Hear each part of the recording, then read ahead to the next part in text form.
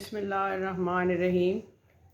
MA. Urdu अदब साल अव्वल पर्चा सोएं, जो कि असालीब नसर के बारे में है। और पहले हमने 3 अदद नसर निगारों के बारे में, जो कि मुल्ला वजही, गालिब के खतूत और सर सैयद अहमद खान के मज़ामीन के बारे में बताया है।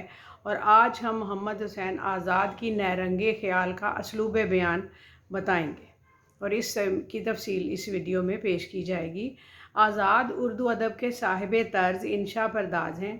उनका असलूब बयान, तर्ज निगारिश सबसे अलग और मुमताज़ है। आज़ाद की शान तख़य्युल और कुदरत ज़ुबान का कमाल ही है कि कोई भी इनका हम पल्ला और हम शरीक नहीं है।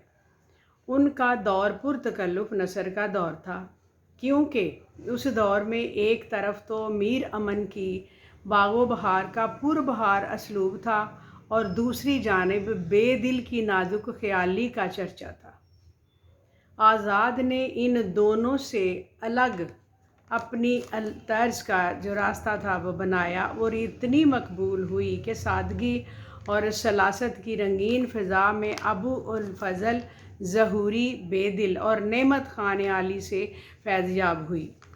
नीज़ फ़ारसी अदब से मखसूस लगाव होने की वजह से अजम का हुस्न इनके रगो रेशे में हरकत कर रहा था, और यही वजह थी कि जदीद और कदीम हर दो अंदाज में मुफाहमत पैदा करके दोनों के हुस्न को यकजा किया।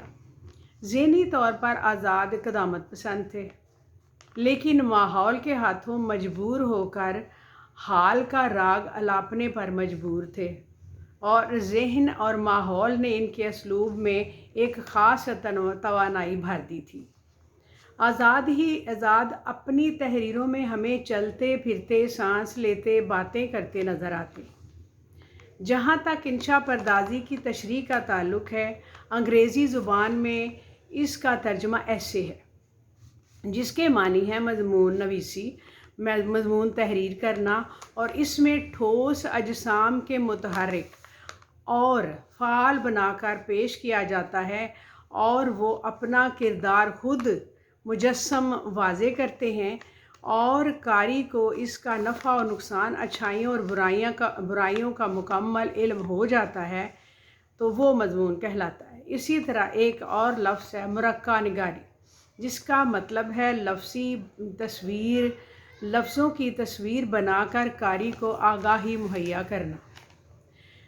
आज़ाद ने नरंगे ख़याल की इशारत करके इंशा परदाजी में एक नए बाब का इजाफ़ा किया। नाक़दीन का कहना है कि अगर आज़ाद कुछ भी ना लिखते, कुछ भी ना करते, सिर्फ़ नरंगे ख़याल पर ही इक्तफ़ा किए रहते, तो उनका शुमार इंशा परदाज की गैर फ़ानी माहिरीन फ़न में किया जा सकता था, क्योंकि नरंगे ख़याल उर्दू अदब में अपने दिल फरेब असलूब रमज़ियत की बिना पर ताअब्द ज़िंदा व पाइंदा रहने वाला शाहकार है। गो आब हयात, दरबार अकबरी, मुस्तहदान पारिस में शायराना इंशा परदाजी को ठीक तौर पर उजागर ना कर सके, जबकि यही खूबी नरंगे ख़याल में सोने पर सुहागे का काम कर गई। मौलाना मोहम्मद हुसैन आज़ाद का असलूब शेरियत में डूबा हुआ होता है। अगर ये कहा जाए तो बेजा ना होगा कि वह नज़म को नसर में मद्दगम कर देते हैं, और इसी कोशिश में ऐसी ऐसी तरकीबें और इस्तारात का जाल बिछा देते हैं कि तस्वीर पर तस्वीर बनती चली जाती है और नए नए रंग उभरते चले जाते हैं। आज़ाद अपनी लफ्ज़ी मसवरी से जो जज्बात और एहसासात का चलता फिरता जागता रूप बख्श देते हैं, ऐसे लगता है जैसे कि वो अपनी ही तहरीर में बयान करते हैं कि एक औरत है, ड्राउनी, तमाम बदन पर बाल खड़े जैसे लोहे की सुलाखें, सर पर और बाजुओं पर हज़ारों सांप फन उठाए लहरा रहे हैं और आँखों से खून रिसता है। बाज़ सूरतों में इसके 2 पर भी हैं कि उसको उड़ा ले जाते हैं, और इसके हाथ में शोला आतिश है कि दम बदम भड़कता चला जाता है, और एक हाथ में खून रेज़ी का बर्छा है। इस तरह इश्क को मुजस्सम बनाकर کئی اور طریقوں سے پیش کرتے ہیں۔ ایک وہ طریقہ یہ بھی ہے کہ ایک موقع پر اس نوجوان خوبصورت لڑکا فرض کیا ہے کہ خوش ہے اور اپنے عالم میں اچھلتا کودتا ہے، مگر آنکھوں سے اندھا ہے، آنکھوں سے اس کو اندھا رکھا ہے، اور اس میں نقطہ یہ رکھا ہے کہ بلائی برائی کو نہیں سوچتا۔ یہ انہوں نے اس میں بتایا ہے۔ پھر کہتے ہیں کبھی کہتے ہیں کہ اس کا ایک جوان آدمی بناتا ہے اور ہاتھ میں ایک چھڑی جو کہ ایک کمان کی طرح سے ہے اور ایک تیر جوڑا ہوا ہے کہ جدھر چاہتا ہے مار بیٹھتا ہے، اس کا پتہ نہیں چلتا ہے۔ ایسے ہی افواہ اور جو تجسیم ہے اس کو بیان کرتے ہوئے کہتے ہیں ایک بڑھیا عورت ہے کہ اس کے تمام بدن پر زبانیں ہیں، پہلے اس کے منہ میں زبان ہلتی ہے، ساتھ ساتھ ساری زبانیں سانپوں کی طرح لہرانا شروع کر دیتی۔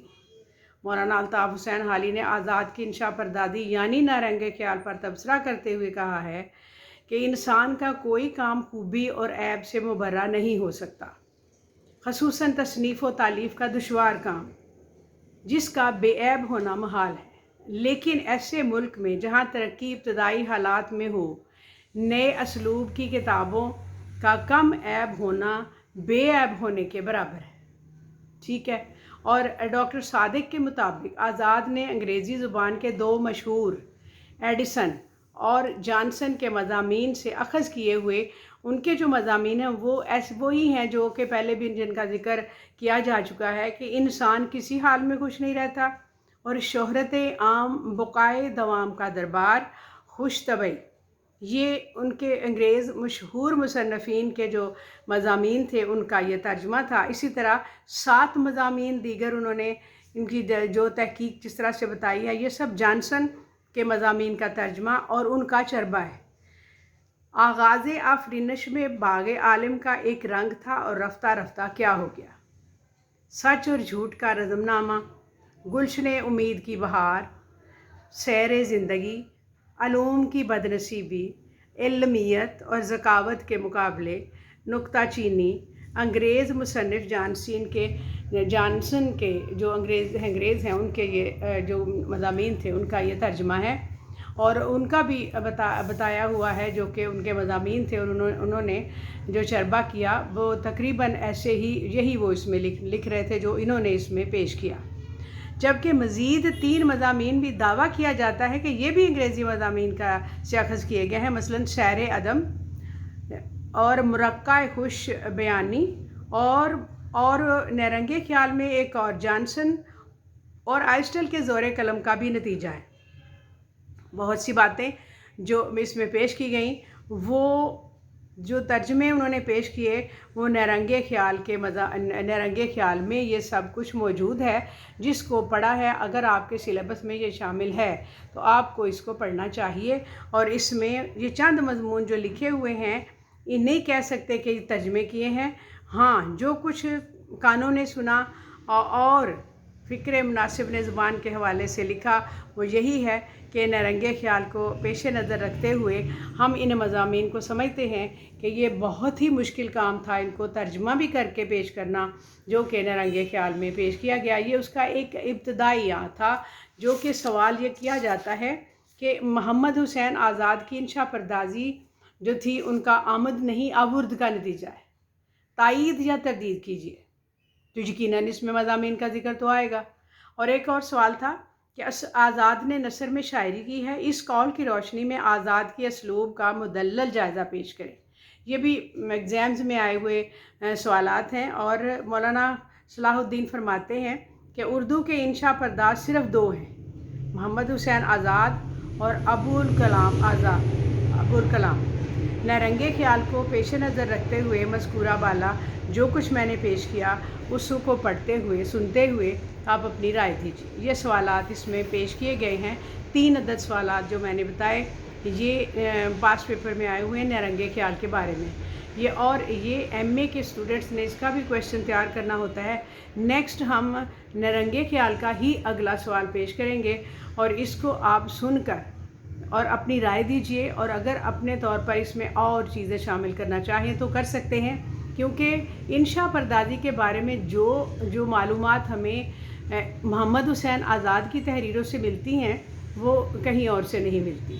چنانچہ اس کو آپ لنک کیجئے، شیئر کیجئے، سبسکرائب کیجئے اور اپنے خیالات سے نوازیے۔ شکریہ۔ السلام علیکم۔